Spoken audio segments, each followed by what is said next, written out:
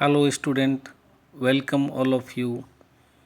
मैं Sanjeev Kumar Verma, assistant professor EAFM government college Jodhpur. आज चर्चा करेंगे बीकॉम फाइनल ईयर के पेपर सेकंड वित्तीय प्रबंध के बारे में। वित्तीय प्रबंध के अंतर्गत आज के अध्ययन का विषय रहेगा पूंजी बजटन की तकनीकें, टेक्निक्स ऑफ कैपिटल बजटिंग। पूंजी बजटन की विभिन्न तकनीकें अथवा विधियों के बारे में पूर्व में बताया जा चुका है।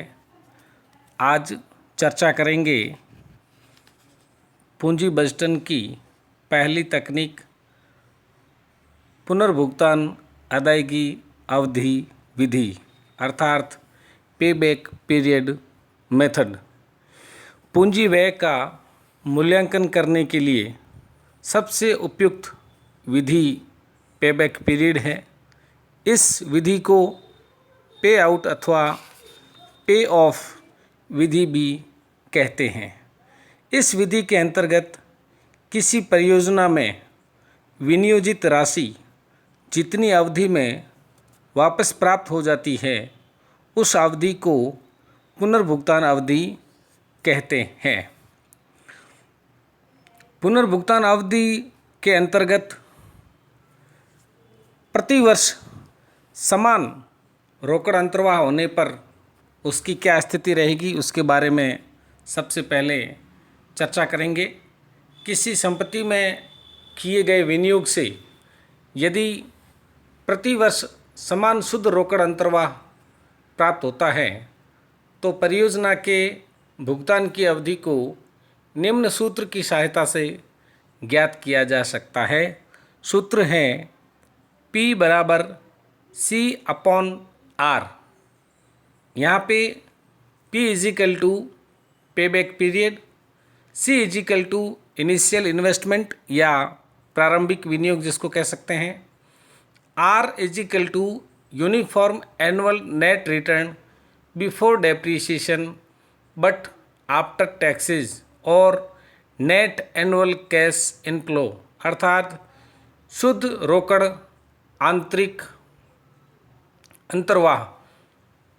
तो इस पेबैक पीरियड में प्रतिवर्ष यदि समान रोकड़ अंतर्वाह प्राप्त होता है तो यह सूत्र इसमें लगेगा। उदाहरण के माध्यम से समझाया गया है। यदि एक कंपनी 80,000 रुपये के विनियोग से 20,000 रुपये की शुद्ध वार्षिक आय हासपूर्व किंतु कर बाद निरंतर 10 वर्ष तक प्राप्त करती है, पुनर्भुगतान अवधि की गणना कीजिए। यहाँ पे आप देखिए कि 20,000 रुपये शुद्ध वार्षिक आय हासपूर्व परंतु कर बाद दिया गया है, इसलिए यहाँ पे पेबैक पीरियड बराबर C/R अर्थात C स्टैंड है प्रारंभिक विनियोग या इनिशियल इन्वेस्टमेंट के लिए। यहाँ पे C को 80,000 रुपये दर्शाया गया है upon R net annual cash inflow, प्रति वर्ष शुद्ध रोकड़ अंतर्वाह जो है वो 20,000 रुपये है। तो 80,000 अपॉन 20,000 = 4 ईयर्स अर्थात किसी कंपनी द्वारा किसी परियोजना में विनियोजित राशि 4 वर्षों के पश्चात उसको प्राप्त हो जाएगी। ये तो बात थी संपत्ति के प्रतिवर्ष समान शुद्ध रोकड़ अंतर्वाह प्राप्त होने पर।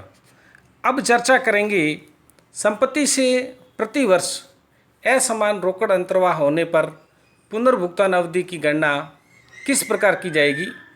जब किसी संपत्ति से प्रतिवर्ष समान रोकड़ अंतर्वाह नहीं होता है तब पुनर्भुगतान अवधि की गणना के लिए उसको कुमुलेटिव किया जाता है, संचयी बचत की सहायता से ज्ञात किया जाता है। प्रत्येक वर्ष की बचत को अगले वर्ष की बचत की राशि में उस समय तक जोड़ा जाता है जब तक संचयी बचत की राशि संपत्ति में की गई कुल विनियोग की राशि के बराबर नहीं हो जाती। जिस अवधि की बचत विनियोग की वास्तविक लागत के बराबर हो जाती है उस अवधि को पुनर्भुगतान अवधि कहेंगे। इस विधि से पुनर्भुगतान अवधि ज्ञात करते समय यह कठिनाई उत्पन्न होती है कि जब विनियोग की कुल लागत के बराबर राशि ज्ञात करने के लिए वार्षिक बचत का थोड़ा सा भाग ही प्रयोग करना पड़े, ऐसी परिस्थिति में वार्षिक बचत की राशि को पूरे वर्ष में समान रूप से प्राप्त किया हुआ मान लिया जाता है तथा वार्षिक बचत की राशि का जितना भाग प्रयोग किया जाता है उसका कुल वार्षिक बचत राशि से अनुपात निकालकर उसे 12 महीनों की अवधि से गुणा कर दिया जाता है, जिससे महीनों में अवधि आ जाती है, जिससे पूर्ण वर्षों की अवधि में जोड़ देने पर संपत्ति के पुनर्भुगतान की अवधि ज्ञात हो जाती है। यहाँ पे एक उदाहरण दिया गया है। आरके लिमिटेड एक मशीन के क्रय पर विचार कर रही है। एक्स तथा वाई 2 मशीनें उपलब्ध हैं जिनमें प्रत्येक की लागत 40,000 रुपये है कर बाद, परंतु हास पूर्व अर्जनों की प्रत्याशा निम्न प्रकार है। First year, second year, third year, 4 year, 5th year, 5 वर्ष के कर बाद परंतु हास पूर्व जो अर्जनों की प्रत्याशा है वो दी गई है। कैश इनफ्लोज मशीन एक्स और वाई का पहले ईयर में एक्स का 10,000, वाई का 5,000, दूसरे ईयर में एक्स का 15,000, वाई का 15,000, तीसरे ईयर में एक्स का 20,000, वाई का 20,000, चौथे ईयर में एक्स का 10,000, वाई का 15,000, पाँचवें ईयर में एक्स का 5,000, वाई का 10,000। अब यहाँ पे पुनर्भुगतान अवधि विधि द्वारा दोनों विकल्पों का मूल्यांकन करना है, अर्थात कंपनी के पास मशीन एक्स और वाई दोनों विकल्प उपलब्ध हैं, इनमें से श्रेष्ठ विकल्प का चयन करना है। यहाँ पे इनिशियल इन्वेस्टमेंट 40,000 रुपये दिया गया है। आप इस उदाहरण में देखिए जो 5 साल दिए गए हैं, पहला, दूसरा, तीसरा, चौथा, पाँचवा, पहले इनके एनुअल कैश इनफ्लो जो क्वेश्चन में दिए गए हैं वो करेंगे। उसके बाद में इनको कुमुलेटिव कैश इनफ्लो किया गया है मशीन एक्स और मशीन वाई का। इसके बाद में पेबैक पीरियड मशीन एक्स का निकालेंगे तो 2 + 40,000 - 25,000 अपॉन 20,000 = 2 + 15,000 अपॉन 20,000, अर्थात 2 + 3/4 बराबर 2, 3, 4 ईयर्स। और मशीन वाई है उसका जो कुमुलेटिव है वो तीसरे साल में आप देखिए कि यहाँ पे 40,000 आ रहा है।